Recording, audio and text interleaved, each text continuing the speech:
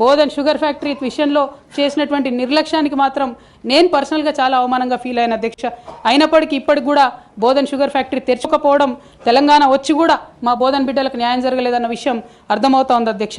అదేవిధంగా అధ్యక్ష, కేసీఆర్ గారి దగ్గర మాట్లాడే ధైర్యం నాకు ఒక్కదానికే ఉంది కాబట్టి అధ్యక్ష, ఈ అన్ని అంశాలు నేను ఎప్పటికప్పుడు అడుగుతూ వెళ్ళిన అధ్యక్ష. సరే, పర్సనల్గా వారు నాకు తండ్రి, పార్టీ అధ్యక్షులు, ఒక రెండు విషయాలు చేసినా ఒక రెండు విషయాలు చేయకపోయినా నడుస్తుంటుంది పార్టీ అన్నప్పుడు, ఇంత పెద్ద వ్యవస్థ ఉంటే అనుకోవచ్చు అధ్యక్ష. కానీ కింద ఉండేటటువంటి అనేక వ్యక్తులు కంటిన్యూస్గా దురాకతలు చేస్తుంటే కూడా మరి చూసుకోకపోతే కరెక్ట్ కాదు అధ్యక్ష. అదేవిధంగా టీఆర్ఎస్ నుండి బీఆర్ఎస్గా మారుస్తామనేటటువంటి ఒక కీలకమైన నిర్ణయం తీసుకోవడం జరిగింది అధ్యక్ష. ఆనాడు కూడా ఆ మీటింగ్ నేను అటెండ్ అవ్వలేదు అధ్యక్ష. నేను ఒప్పుకోలేదు, ఈ పేరు మార్పుకు ఒప్పుకోలేదు, నేషనల్ పాలిటిక్స్లోకి వెళ్ళడం కూడా నేను ఒప్పుకోలేదు అధ్యక్ష.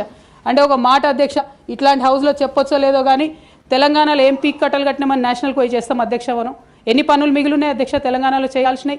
రెండు పెద్ద రివర్స్లో, ఒక పక్క గోదావరి, ఇంకో పక్క కృష్ణ, 1,89,000 కోట్లు ఖర్చు పెట్టినాం అధ్యక్ష.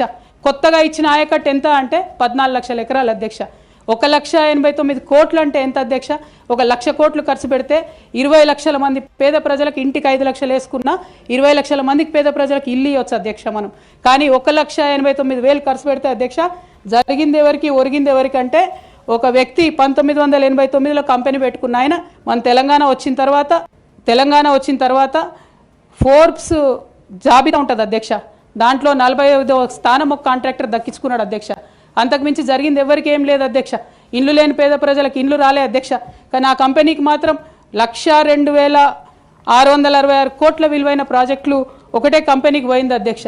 ఇది ప్రైవేట్ విషయం అని అనిపించవచ్చు అధ్యక్ష, కానీ తెలంగాణ రాష్ట్రం తెచ్చుకున్నదే ట్రాన్స్పరెన్సీ కోసం, తెలంగాణ రాష్ట్రం తెచ్చుకున్నదే అకౌంటబిలిటీ కోసం, తెలంగాణ రాష్ట్రం తెచ్చుకున్నదే ఇండిపెండెన్స్ కోసం.